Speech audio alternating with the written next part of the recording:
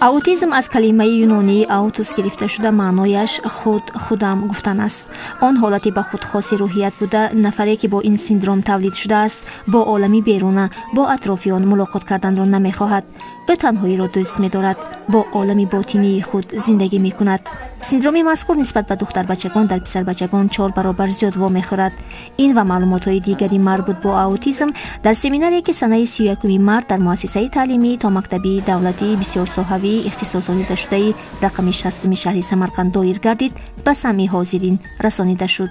Ман имрӯз дар боғчаи рақами 60 аутизм аз буруш тадбир гузаронсем. 2 апрел аутизм рӯзаш гуфта эълон кардагӣ рӯз. Аз барои ҳамин банокада монам имрӯзанги семинар гузаронсем. Семинарамо ҳамин шуда додагеш дар кор. Чӣ хел элементош аст, чӣ хел вай бачаҳо каде алохида кор кардан дар кор, натиҷа чӣ хел гифтамон шуд. ҳамин чизҳои аз буруш мо камека худамоя тадбирамоя када падар модароя ҷиғ задагӣ ҳамин соха ба кор мекардагӣ ҷаме ки як медонистагӣ мефаҳмидагӣ дефектолог мутахассисоя ҷиғ задагӣ. Ин боғча худа 63 сол оддӣ боғча шудагӣ, лекин 2010 сол ин боғча ҳамин бачаҳои махсусбат таълим тарбия карда гаштем. сараввал иштирокчиёни семинар бо шароитҳои муассисаи мазкур аз наздик шинос шуданд. дар ин бино якчанд хонаҳои махсус аз қабили утоқи логопед, физиотерапия, ваннаи муолиҷавӣ, бассейн, маҳз табобат яъне массаж, варзиши табобатӣ ва ғайра мавҷуд аст ки барои барқарор намудани саломатии хурдтаракон хизмат мекунад. این کسالبا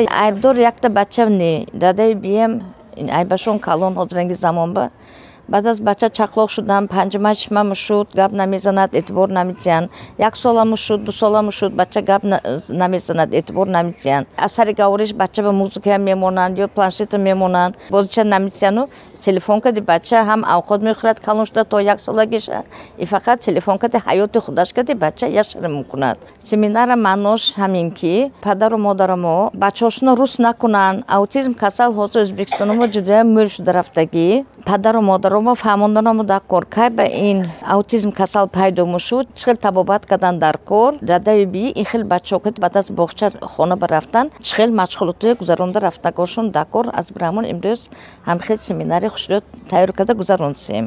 дар кӯдакистони махсус зиёда аз 120 нафар кӯдакони синдроми аутизм ва даундор инчунин бачагоне ки норасогии ҷисмонӣ доранд аз тамоми гӯшаю канори вилояти Самарқанд табобат ва таълиму тарбия мегиранд. баҳри кӯдаконе ки аз роҳи дур ҳастанд барои шабгузаронӣ низ тамоми шароитҳо фароҳам оварда шудааст. бо онҳо зиёда аз 100 нафар мутахассисони соҳиб таҷриба монанди педагог, психолог, логопед, невролог ва ғайра кор мебаранд. ва ҷиҳати муҳим он аст ки ин ҳама барои кӯдакон бепул буда аз тарафи давлат маблағгузорӣ мешавад.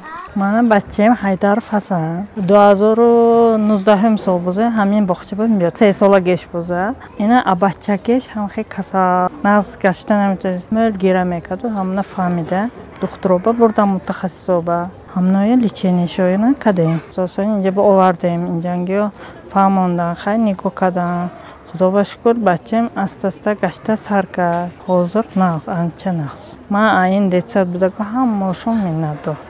қисми дуюми семинар дар толори муассиса давом кард. семинарро ходимони шӯъбаи таълими томактабии вилояти Самарқанд ифтитоҳ бахшиданд. сипас видеонавор оиди фаъолияти якрӯзаи кӯдакони муассиса пешкаши ҳозирин гардид. мутахассисони соҳиб малака ки иштирокчиёни тадбир буданд дар мавзӯъҳои гуногуни вобаста ба аутизм, сабабҳои пайдоиш, аломатҳои махсус ва роҳҳои табобатии ин синдром ва амсоли инҳо баромадҳои ҷолиб карданд.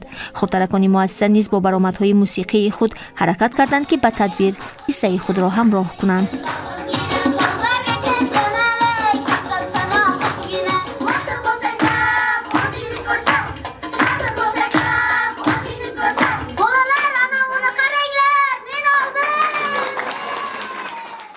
семинар бахшида ба санаи 2 апрел рӯзи байналхалқии расонидани маълумотҳо дар бораи аутизм ташкил карда шуда дар он мутахассисон, падару модарон ва ходимони васоити ахбори оммавӣ иштирок карданд. Дилрабо Назарова, Фаррух Юлдошев, махсус барои Орион.